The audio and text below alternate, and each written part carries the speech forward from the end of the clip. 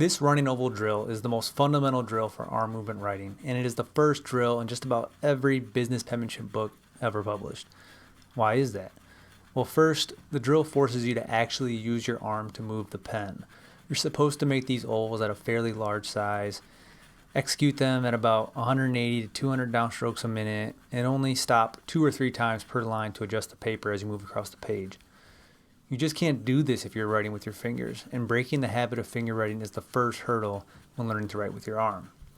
Second, the drill develops the muscles in the arm for writing. The oval is a simple yet comprehensive form in regard to arm movement, so it is a great way to work on critical movements without becoming overwhelmed. Third, the oval drill is a warm-up that primes the arm muscles for writing.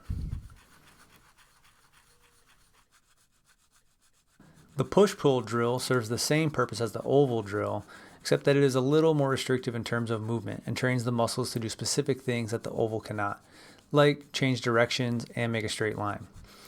It also develops the feeling of pulling the pen and pushing the pen up and down on the main slant of the script, which is critical to producing handwriting that is visually pleasing and easy to read. Next up, we have the retraced oval and retraced push-pull drills, which differ from the running drills in that you aren't moving across the page as you make the forms. The main purpose of these drills is to develop form and control, while the running drill's primary purpose was to get you to write with your arm instead of your fingers. With these drills, you can really focus in on trying to make consistent ovals and main slant strokes without having to worry about moving the pen across the page. It is also an opportunity to work on spacing between the forms by spacing the ovals and the push-pulls evenly across the page.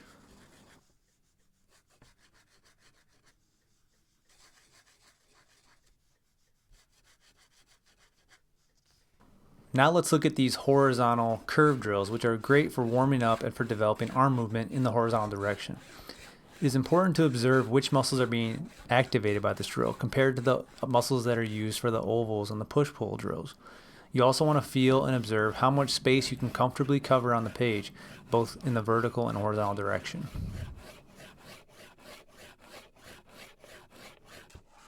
These over and under turn drills focus on movements needed for the connecting strokes of the script, or the strokes that lead in and out of the downstrokes. These turns are the easiest to control, especially the overturn, as they require action largely from the upper arm muscles, which are smaller and closer to the pen, than the shoulder and back muscles, which are needed to move the pen up and down on the main slant of the script. These over and under turns can be combined with downstrokes on the main slant, which is a very common transition found in the script.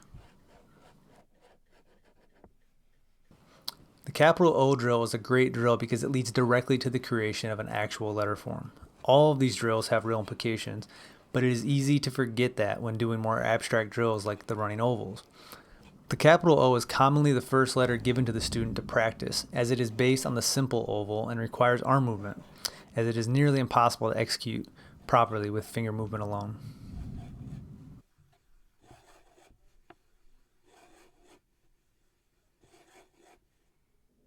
The small I is the best small letter to start with, as it has the simplest form of all the small letters.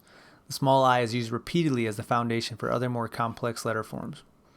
Some simple retracing both on the connective stroke and the downstroke is helpful in learning to control the movement. Connecting multiple I's together develops rhythm, which is critical to consistent size and spacing of the letters. The same drills can be done with the overturn and the compound curve. These are the most fundamental drills for forming the small letters.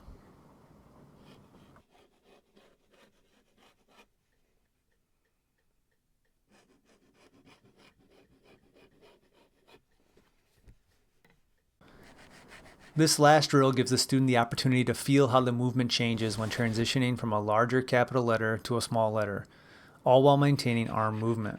This transition from large to small is a little tricky, and a drill like this is a fun challenge that develops rhythm and control. Regardless of which drills you choose to study or which book you are learning from, the most important thing is to play and experiment. As long as you're doing that, you'll be learning, getting better, and perhaps most importantly, enjoying your time at the desk.